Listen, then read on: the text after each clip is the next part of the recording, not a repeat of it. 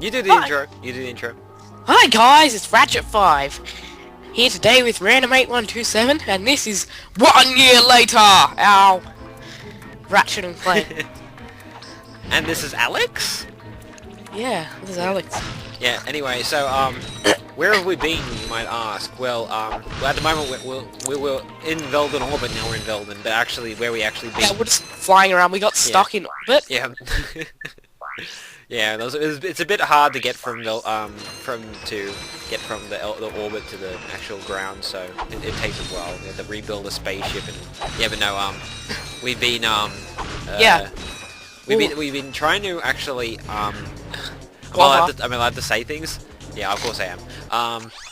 We've been trying to defeat Drek without any with the weapons that we have currently. And as you can see here, this is the last weapon we're going to buy, and this is the what is this? The Visibomb. That's right. Okay. Yeah, that's right. Okay. Yeah. So we bought the Visibomb here, which is very nice for this level.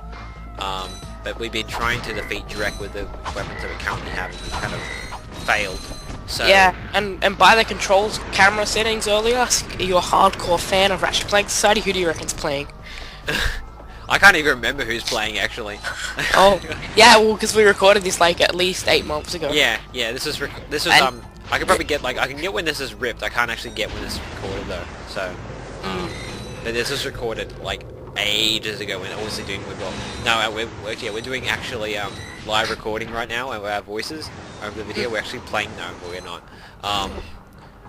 But yeah, so so we took like ages to finally decided, okay, it is possible to defeat Drek without the Tesla Claw, but we decided that it'd be just we would just go get the Tesla Claw because it makes Drek so much easier. I mean, we could just leave in a couple of our fails if we really wanted to and show you just how difficult it is without the Tesla Claw, but the Tesla Claw makes it so much easier to defeat Drek. It's like it is so overpowered against Drek that it's not funny. Yeah, it isn't funny. Yeah, yes, it does.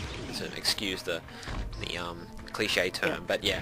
So, yeah, at this point, Andrew is playing. If you didn't know, I think yeah. It definitely was you.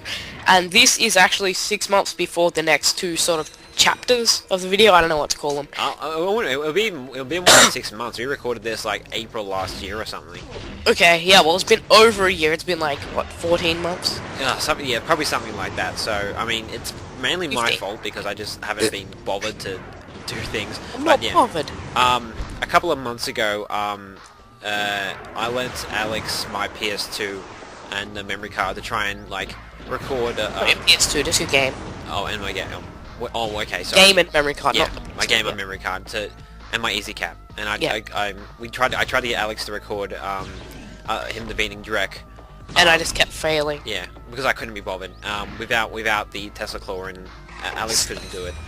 Yeah. Even though it is definitely possible. Yeah, well, we get so close every bloody time. Like, he'd have like 1 block of health left, which would just be ridiculous. The thing is, like, you get so close, right, and then like... And then you have like no ammo, and you stop chucking. And you get so nervous too, like you're just like, oh shit, we're finally gonna do it, and then you fail. Yeah, so.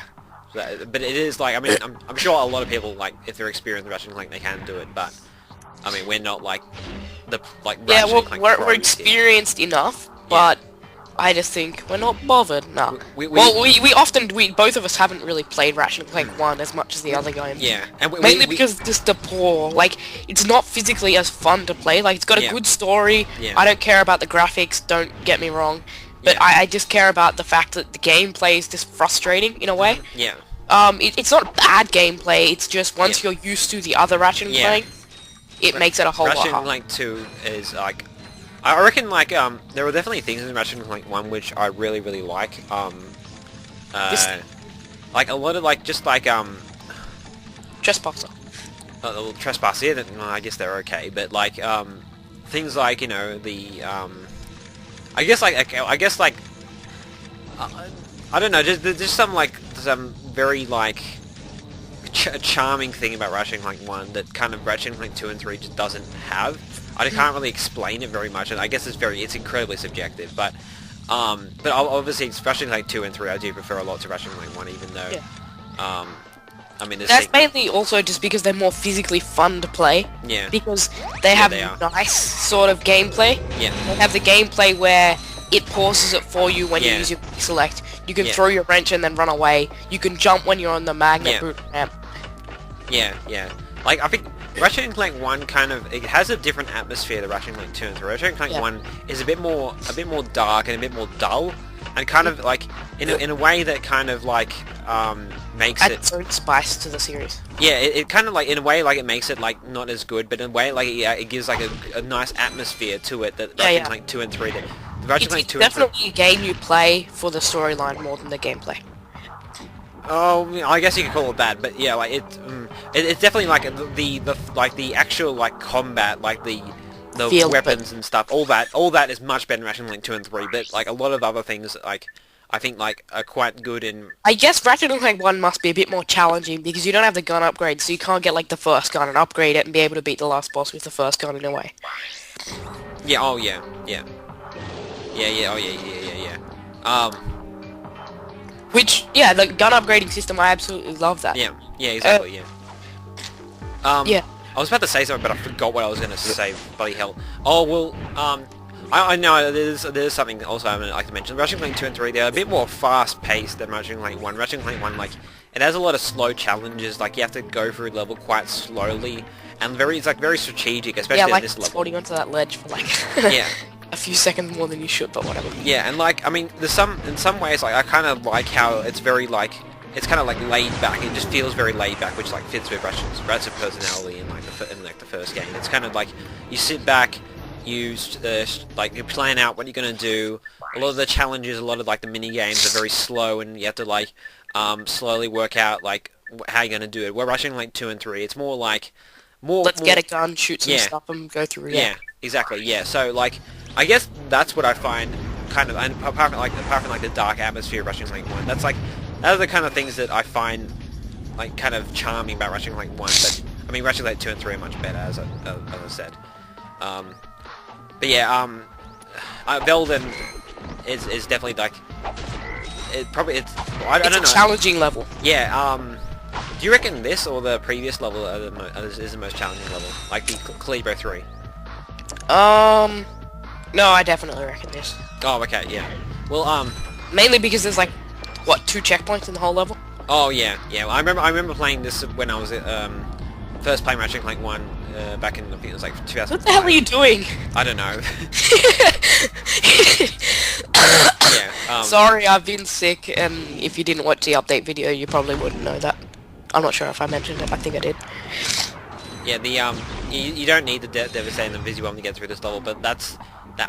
makes it a whole lot more simple. And when I was a kid playing this back in like 2005 for the first time, that's what I used to get through this level, the Visibomb and the Devastator. I remember I found it very challenging to get through Veldin, but when I eventually did, it was with the... Yeah, well, I still sort of found it challenging. I think you did as well. Yeah. Like, it isn't like... It isn't a simple It's made to be difficult, like, and... It's the last level of the game, like, it's a longish game as well. And I mean, I can't speak for Alex here, but personally, with Ratchet and Clank, like, I'm not gonna brag that I'm like insanely good at the games, but I'm gonna say that like I enjoy them a lot. Like I'm not like... Yeah, they are fun games. Yeah, I'm more of a Ratchet and Clank enjoyer rather than just a Ratchet and Clank like... Pro. Yeah, pro, yeah, exactly, like, so... I would call myself pro at Ratchet and Clank 3, but any of the others, maybe not. Oh yeah, I love the multiplayer in Ratchet and Clank 3, but like... That is fun, that is fun. I beat you when vehicles are on, you beat me when vehicles are off. Oh yeah. I'm a vehicle noob, aren't I, Andrew? Yeah, vehicle noob, bloody hell, like, yeah. Like, that's basically the only game involving guns I can beat Alex in, so, like, I can't really brag too much, so... Yeah, but, you play a completely different genre of games to me. Oh, like, yeah, that's true, yeah. That much anymore. Mm-hmm. Well, I don't play many games at all. And I buy, like, new games. Andrew's, well, you know, Skylanders is a global phenomenon, yet I don't know. Yeah. And don't take that as meaning that I like Skylanders, because I don't, but... but, I don't play very much. Watch that video, it's a good video. Go to Ratchet5's channel and look for Skylanders is a global phenomenon. It's a personal favorite of mine. It's gonna be Yeah. Okay. Yeah. So I guess we could talk about like the whole Were those guys like facing like backwards? I do not know. Oh, okay. I don't think they were, but they were just certainly ignoring you, and this massive flying towards them. Yeah. Yeah, this is like watching like an old videotape because like I don't know what the hell I'm doing, so... Yeah, we can't really talk about what we're actually playing at the moment that much. Okay, well, bloody hell, like, Okay, and we're back. Sorry about that. It's like a week later. I had to, like, go very quickly. Well, Andrew's dad took a week to book his flight. Yeah, basically, yeah. So Andrew's been starving for like a week. Yeah, just sitting in front of the computer booking flight tickets, yeah. Yeah, and he was really tired, but he decided he's gonna do this. And Alex, like, had been, like, commentating for a week's time as well, so, like... Yeah, non-stop. Like, I mean, he had a lot of things to say, but, you know, it wasn't relevant like enough, so you know. Yeah, we decided to do it all again. Yeah, exactly. So yeah, this video is actually going to go for a week. Just ignore the actual amount that it says on the video. That's a bug. So yeah, get some popcorn and some cheeseburgers, and yeah, you know. Yeah. Okay. Yeah. So all right. We might as well actually talk about the level now because we haven't actually really done that in this. We've just been talking about. Yeah. Okay. Well, yeah. This level has a whole lot of slingshotting, which is really odd, being the last level and. It's one of like the first gadgets you get, and there's like probably like the most commonly used gadget. Yeah. It kind of incorporates a few gadgets actually, because it has like the trespasser as well. The trespasser, and it also has like the water thing where you like you. Oh yeah, the hydro something. Yeah. Hydro pump or something like that. Yeah. Very generic name, isn't it? Yeah, the equivalent of that in Ratchet and Clank 2 is like the ice one, isn't it? You would say. Yeah. But so like. Fun thing to use. I forgot about that. Sorry? Yes, I forgot about that. I haven't played much Ratchet and Clank 2 at all recently. Oh, okay, right. Yeah, well, I don't know, for some reason I just like those two like gadgets like I always put in the same category, but yeah, well, it's understandable. You both like that's how you get through things that involve water. Yeah, exactly. Yeah. So but anyway, yeah, like so this like doesn't have every single gadget because it doesn't have like you don't really take use of the thing where you go into outer space and you can breathe for like. Yeah. It doesn't take use of that, and it doesn't take use of probably some other gadgets as well, but I've forgotten because I haven't played this game in ages. So but it does take it does like try to like put like quite a few things in, and I personally really like how like they extend like the first level. It's like the first level, but they really extend. Yeah. That's good as well.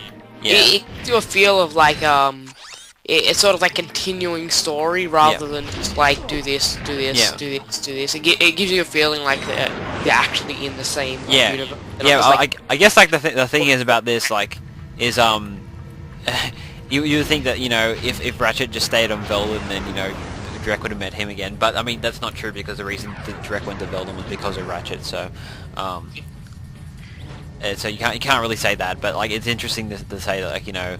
That you know it starts on the same planet that it finishes on, which is pretty cool. It's a nice like book ending kind of thing, whatever you call it. Yeah. Well, they all pretty much end.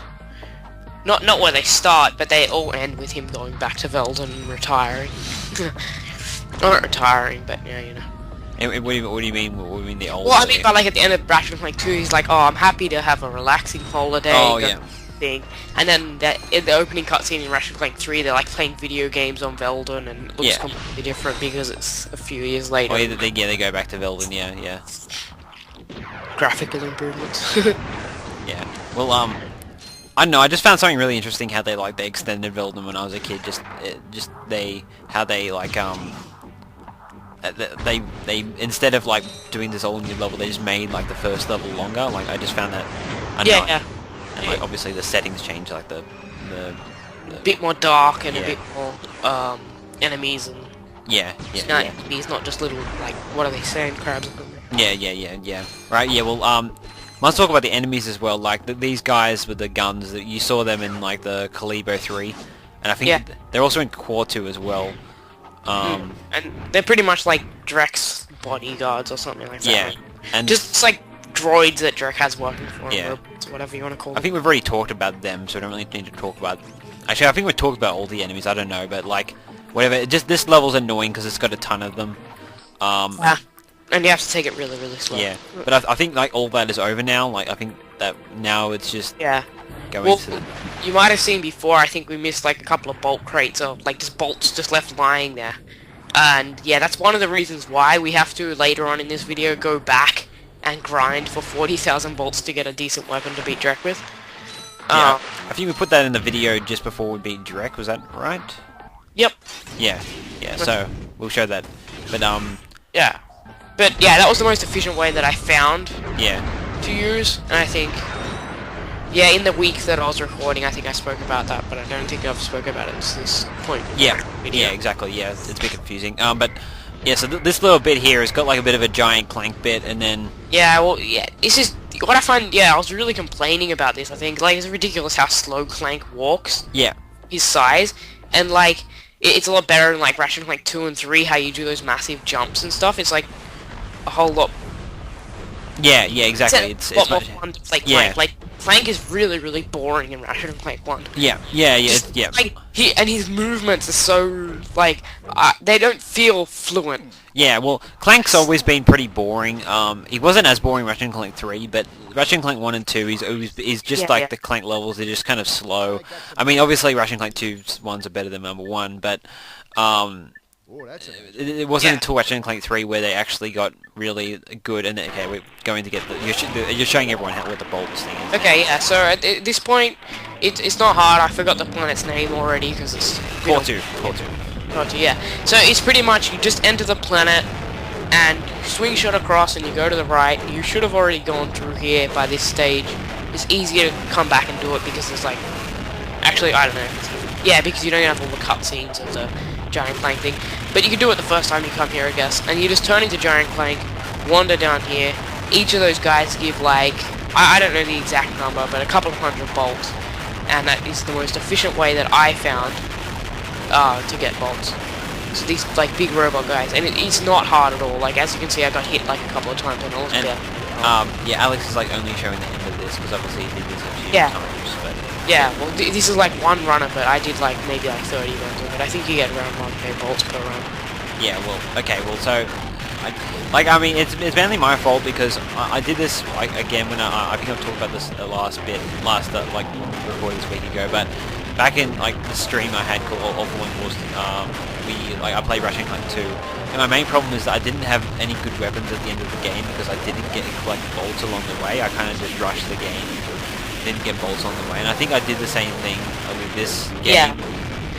Yeah, like if you go back, I can't remember the exact part, but you can hear us talking about like having a little discussion about how me complaining because he's leaving like all these bolts behind, and him going, "Oh, it's all right, it doesn't matter." So. Yeah, exactly. Well, I mean, it definitely is possible to defeat Drek without the Tesla core. Yeah, easily. And like, I didn't even use the blaster, so if I'd used that, if I'd remembered to use that, I would have done it. Oh, okay, right. Oh, okay, I see. Actually, I think I tried a couple of times with it, but I think I wouldn't have needed as much of the Tesla claw. Like, when you watch this, you see that I rely on the Tesla claw like a little bit too much. Like, I just completely forget about the blast. Yeah. Oh, okay, right. Yeah, but like, yeah, the reason we got those 40,000 bolts, if we haven't talked about it already, is because we needed the Tesla claw, because it is a super weapon against Drek. Yeah, it just makes like so much easier. And then me wasting like 7 ammo. It's basically like the bouncer in Ratchet and Clank 2, except it's just like the Tesla claw is. There's another weapon in Ratchet and Clank 2 that does pretty much the same thing, but more overpowered. You like shoot it out, and then it like makes the whole screen go white or something. Oh, that's the Zodiac, but yeah. I don't think I think the bouncer's better than the Zodiac, because by the end of the bouncer you get like 60 ammo, with the Zodiac you only get 5, so it's just that generally. And with the super bouncer, whatever you want to call it, the ultra bouncer is like even more powered. It's completely OP. The best weapon probably in the whole Ratchet and Clank series. I haven't played the PS2 ones, but I'd say it's probably one of the best weapons. Like, yeah, you haven't played the PS2 ones. Sorry, the PS3 ones. Sorry, okay. Yeah. Or the Secret Agent one. I haven't played that either. I didn't even bother finishing that. I got bored of it. Yeah. Oh. Okay. Right. How about Size Matters? Did you? Yeah, I finished that. That was fun enough, I guess. I still didn't obviously like it as much as the original Ratchet and Clank first three, or even the first 4. I had a lot of fun with Gladiator when it first came out. Oh, okay. Yeah. I remember when I first finished it, like a few days after release, I called Andrew, and I told him that I finished it. Yeah. I remember I was like a big Ratchet and Clank fan when Gladiator came out, and it's kind of like Gladiator's not a bad game, but it did kind of detract from it. Yeah, it's kind of detracted me from my like Ratchet and Clank fanboyism when I played Gladiator, because it really wasn't what I wanted it to be. Like, I mean, well, I guess it was fun even the first few times through, but I mean, with the old game, you can go through it trying to get 100% and not find it repetitive, and you can play through the game. Like, I had a save file that had like 40-something completes on it on Ratchet and Clank 3 from when I was younger, and I just have all these fond memories of it. But for Gladiator, I have fond memories, but I have no save files with more than like 2 or 3 completes of it. Yeah, I think it's the Insomniac thing, because we're getting kind of off topic here, but like, I mean, this is still Ratchet and Clank, but it's the Insomniac thing where the first, they make 3 games, and then they try and experiment with it a bit more, because once, like, for some reason 3 games is the magic number. Once you've done the 3rd one, you can't do any better than that. That's what they did that with Spyro 2. But the difference with Ratchet and Clank and Spyro was that Ratchet and Clank actually had hands, and so you could actually do a lot more with them. But Gladiator is not really the route that I... What do you mean by had hands? Like the reason that they got rid of Spyro, that they didn't use Spyro the Dragon anymore, was because of the fact that Spyro couldn't hold a gun. He couldn't... literally. Okay, yeah. And he couldn't do things with it. But Ratchet and Clank, like, after the 3 games, like, even though that they didn't want to do another straight-out Ratchet and Clank game again, yet until Destruction, they could actually like continue with him because of the fact that he had a gun and they did like a different style of game. Yeah. Well, they could have probably made like a game called like Spyro Speedways or Spyro. Yeah, I know. Well, like they could have, but Insomniac, I don't think it would have been like too much of a. You've already got Mario, and I think doing that. Like, you don't need another one. Insomniac don't want to make that kind of game too. They're very much, they make similar kinds of games. They make adventure platformers. Yeah, adventure. Like, I mean, I don't think even fast-paced platformers, but even like Gladiator had a lot more shoot 'em up aspects and FPS. Exactly. Aspects. I think that. But it was still a platformer. Like all the challenges still had these main. Yeah. But I think to jump to. I think Insomniac in general are very. They're not really the kind of company that like games like Spyro. I think Spyro the Dragon, like, it was very anti-Insomniac actually when you really think about it, because every Insomniac series that they made involves first-person shooters or guns or some kind of thing like that. Resistance, Disruptor, which is like the 1995 game. Ratchet and Clank. FPS? Let's play. Yeah, that was an FPS. That we. I'm watching that. Yeah, like Insomniac. I don't know. Like, they come to Spyro the Dragon, they just kind of wanted to jump on the bandwagon to Super Mario 64 because I think they liked it that much, and they really I think they got really bored with it by the time they finished Spyro 3. So I don't think there was really any chance that they would continue with Spyro the Dragon. But that's beside the point of this video. Yeah. So as you can see, I'm using the suck cannon like a whole heck of a lot, mainly because you're used to it. In those other attempts, I had to conserve ammo. And if he shoots out those things, even if it means getting hit once or twice, it's gonna happen, because like, if I'm gonna get hit, at least I have more ammo to finish him off with. And I kept it usually around this point. How many times did you actually burst him once you got the Tesla core? Before you beat it? Twice, yeah, exactly. The first one was because I don't know, I think I like fell off the platform or something. We probably did about, how many tries do you reckon we did, like, before we got the Tesla core to try and beat it? Like 15 or 16. But that's like full-length tries, that's like getting up to this point. Like, almost... Oh yeah, well, full-length tries were about 50 or something. It was a ton. Yeah, so, Tesla core, strongly recommended. You can do it without it, but it's... like, as you can see here, I have like lost 2 health. Out of... Like, I think I got before and got like a health crate once or twice, but like, I'm literally doing fine. See, I completely forgot about the blaster. I resorted to using these things when So, like, if I'd used the blaster, it'd be over already. Yeah. But, yeah, it's interesting to see these things do that. I think what's interesting about this battle is that, like, at the first bit of it, you think there's going to be a giant Clank battle, you're just going to burst him with giant Clank, and then, like... And then, some cutscene that we skipped, and for some reason can't burst him with giant Clank. Yeah, I know. I think it's really good, like, how they, like, they try... I think it's a really good final battle for, like, the first of the series, really. Yeah, it is. And also because the build-up as well, like... Yeah. I guess I like the cutscene again. They had a lot of relation between it wasn't so mysterious. It was more like I don't know a word for it, like forth-giving. I don't know, but like it's more like foreshadowing.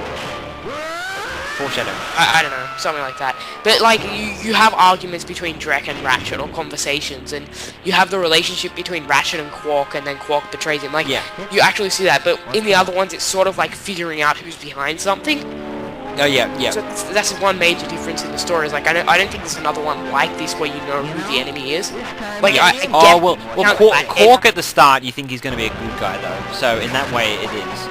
Yeah, but like I mean, like after that, you have that cutscene with him like going, "Oh, see you suckers," and he steals their ship. And he's apparently on the inside of that giant alien thing, and it turns out that he set it on you, and then things like that. Okay, thank you for watching, and we still got the credits, so okay, yeah, credit which I skip. Oh, okay. And this cutscene which I skip. But Dr. Nefarious, he's pretty much well known that he's just the villain in Ratchet and Clank 3 straight out though. So yeah. But I mean, like in Ratchet and Clank 2, like you don't really know. Have a conversation, like you're sort of, you know, he's the villain, but you don't have that conversation, and they're like, Nefarious actually like doing something to Ratchet until the bit where he on Metropolis where he takes Clank. That's like the first time where they actually like talk to each other face to face. Oh yeah. Oh yeah. Oh yeah. But I mean, I can't really see like too much of a big difference. Like. Oh yeah, I guess so. Yeah. Yeah. But, like I remember all those like I guess in the first half of the game you're just trying to find out like why he's. Well, I don't even know what they're trying to find out, but they're like playing vid comics to find out clues about Quark, about Drek, and where he's gonna be and all this stuff. So it's not like. It's not like you don't have enough resources to beat him. It's like you can't find him. You have a whole starship. Yeah. In Ratchet and Clank 1, it's like, so you're sort of like struggling along with a shitty ship at the start, and then you get like this upgrade, and then Quark steals that, and you get another upgrade. Yeah. Whatever. Well, they're different. They're different stories. That's all you really need to say. But anyway, yeah. So that's Ratchet and Clank 1. The video's over now, but we'll see. Like, yeah, we'll just say you know, it's a pretty good game for the first of the Ratchet and Clank series, and yeah, we accidentally got a skill point and a gold bolt along the way, but yeah. And obviously it has its flaws, but it's a really good game for when it was made, and if you haven't played the others and you're planning on playing any Ratchet and Clank games, make sure you play this one first, because the others sort of ruin the gameplay of this one. Yeah, you won't want to play this one after you play Ratchet and Clank 2 and 3, like you just find it frustrating to play, not the story, not the actual gameplay, just like the controlling. It just feels really awkward. Yeah, but we played it in order, and that's definitely the best way you can do it. Actually, I played it Ratchet and Clank 2, then 1, then 3, but like. Okay, well. Yeah, well, you were a lot younger then, and like by the time you got. Well, no, that's wrong. I played Ratchet and Clank 1 first at your house, but I actually like completed Ratchet and Clank 2 first, so that's so different. Oh, okay. Yeah, but okay, so that's all we really have to say. We're back with another Ratchet and Clank game that we recorded more than a year ago as well, very soon. So thanks for watching, everyone. Bye, guys. It's not Ratchet5, it's Random8127. And it's Ratchet5 here. Goodbye. Bye, guys. Okay. Okay, that's enough.